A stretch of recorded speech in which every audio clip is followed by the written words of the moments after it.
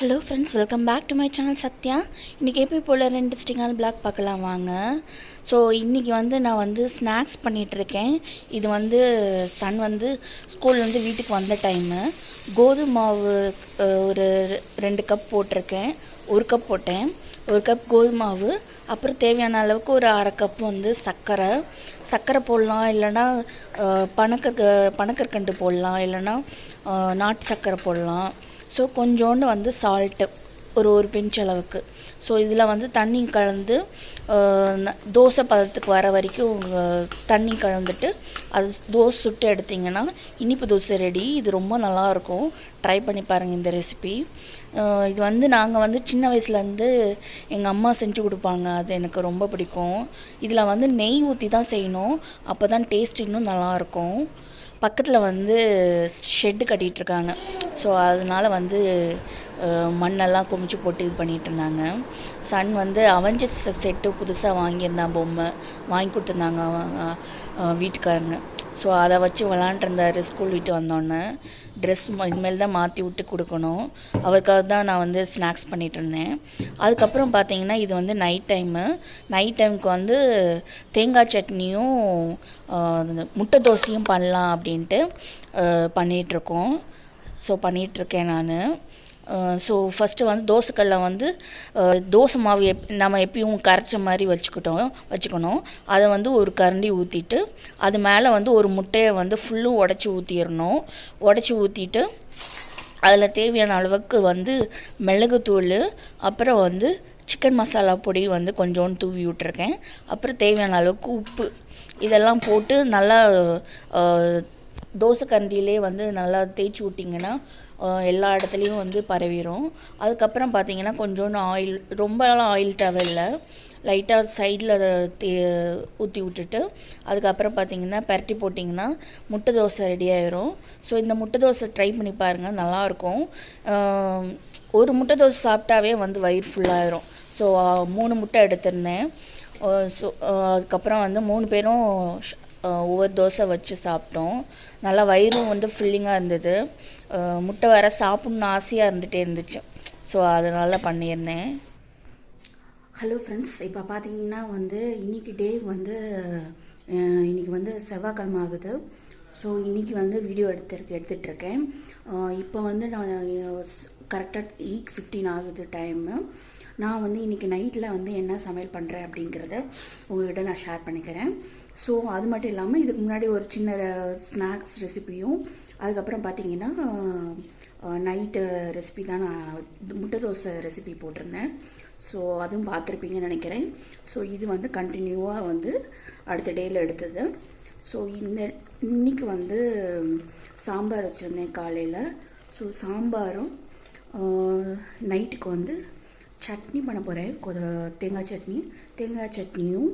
அதுக்கப்புறம் பார்த்தீங்கன்னா வெண்பொங்கலும் பண்ண போகிறேன். வெண்பொங்கல் ரெசிபி நான் லாங் பேக் போட்டிருப்பேன். அதுக்கப்புறம் வெண்பொங்கல் ரெசிபி நான் ஆட் பண்ணியிருக்க மாட்டேன். இன்றைக்கி நைட்டு ஏன் செய்கிறேன்னா கொஞ்சம் பசி கொஞ்சம் அதிகமாக இருக்க மாதிரி இருக்குது. ஸோ வெண்பொங்கல் சாப்பிட்றலாம் அப்படின்ட்டு பிளான் பண்ணியிருக்கேன். ஸோ வெண்பொங்கல் எல்லோரும் நிறைய பேர் மார்னிங் தான் செய்வாங்க. ஸோ எங்கள் வீட்டில் வெண்பொங்கல் சில டைம் நைட்டில் பண்ணுறது உண்டு. ஸோ இப்போது டைமுக்கு இந்த டைமுக்கு சமையல் பண்ணால் தான் குயிக்காக சாப்பிட்டுட்டு கொஞ்ச நேரம் ரெஸ்ட் எடுத்துகிட்டு தூங்கலாம். ஸோ அதனால் சாம்பார் கொதிச்சிருச்சு. ஸோ நம்ம சாம்பார் ஊற்றி வச்சுட்டு சட்னி பண்ண போகிறேன். அதுக்கப்புறம் வெண்பொங்கல் ரெசிபி உங்கள்கிட்ட நான் ஷேர் பண்ணிக்கிறேன். இந்த வீடியோவில் மொத்தம் ஒரு 3 ரெசிபி ஆட் பண்ணிட்டேன். ஸோ கண்டென்ட் வேறு எதுவும் நான் எடுக்கலை.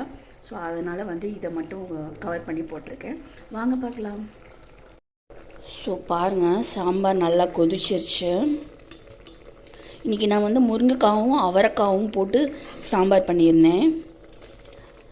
இப்போ கொஞ்சோண்டு தண்ணி ஊற்றி நான் சாம்பார் பண்ணி எடுத்திருக்கேன். ஏன்னா கொஞ்சம் இதாக இருந்தது, கிரேவியாட்டாக இருந்துச்சு. ஸோ அதனால் கொஞ்சோண்டு தண்ணி ஊற்றி பண்ணியாச்சு. ஸோ டைம் பாருங்கள், 8:15 ஆகுது கரெக்டாக.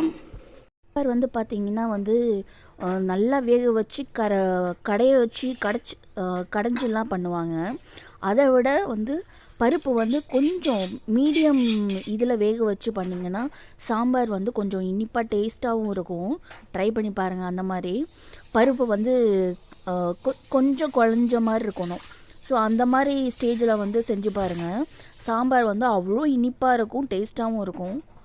ஸோ சாம்பாரை வந்து நான் வந்து ஒரு பாத்திரத்தில் ஊற்றி வச்சுட்டு அதுக்கப்புறம் வேறு பாத்திரத்தை எடுத்து வந்து அந்த பாத்திரத்துலேயே வந்து வாஷ் பண்ணிவிட்டு பொங்கல் செய்ய ரெடி பண்ணியாச்சு.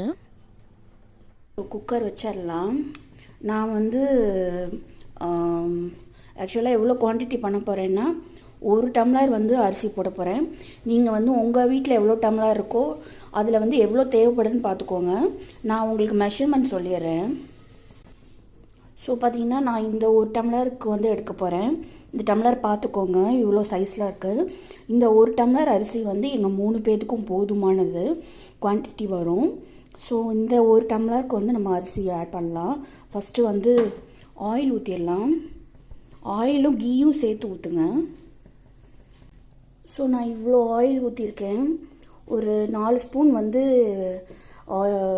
குக்கிங் ஆயிலும் ஒரு ஸ்பூன் வந்து நெய்யும் ஆட் பண்ணியிருக்கேன்.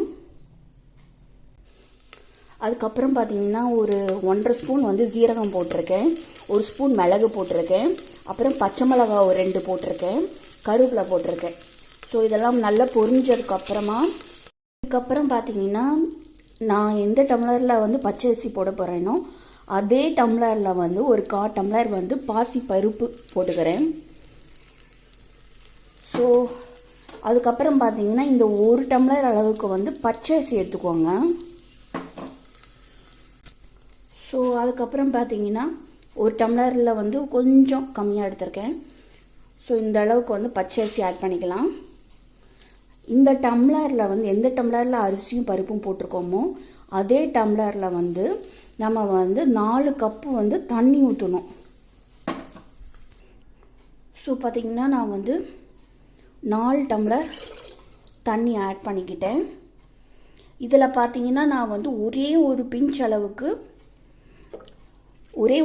அளவுக்கு மஞ்சத்தூள் ஆட் பண்ணியிருக்கேன். ஸோ பாருங்கள், இப்படி தான் இருக்கும். இதை வந்து இப்போ வந்து நம்ம வந்து கரெக்டாக வந்து 5 விசில் வைக்க போகிறோம்.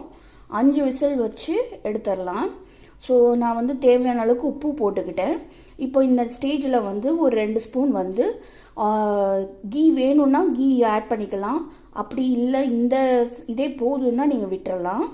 ஸோ நான் வந்து இப்படியே வச்சு ஒரு 5 விசில் வந்து வைக்க போகிறேன். அதுவும் வந்து மீடியம் ஃப்ளேமில் வைக்க போகிறேன். ஸோ மீடியம் ஃப்ளேமில் வச்சதுக்கப்புறம் எடுப்போம். இப்போ டைம் பார்த்தீங்கன்னா 8:30 ஆக போகுது. ஸோ ஓரளவுக்கு சமையல் முடிச்சாச்சு. இன்னும் சட்னி மட்டும் பண்ணணும். ஸோ நம்மளுக்கு வந்து சாம்பார் ரெடியாக இருக்குது. ஸோ பண்ணி முடிச்சுட்டு காட்டுறேன். நம்மளோட டேஸ்டியான பொங்கல் ரெடி.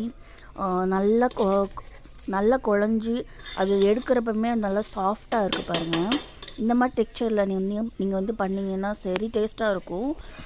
ஸோ நானும் இந்த மாதிரி தான் செய்வேன் எப்பயுமே. ஸோ கொஞ்சம் டிஃப்ரெண்ட்டாக பண்ணுவேன். ஒவ்வொரு நாள் ஒவ்வொரு மாதிரி டிஃப்ரெண்ட்டில் பண்ணுவேன். So sambar chutney ready. எங்களுக்கு இதுதான் நைட்டோட டின்னர். ஓகே ஃப்ரெண்ட்ஸ், இன்னொரு வீடியோவில் பார்க்குறேன். தேங்க்ஸ் ஃபார் வாட்சிங் மை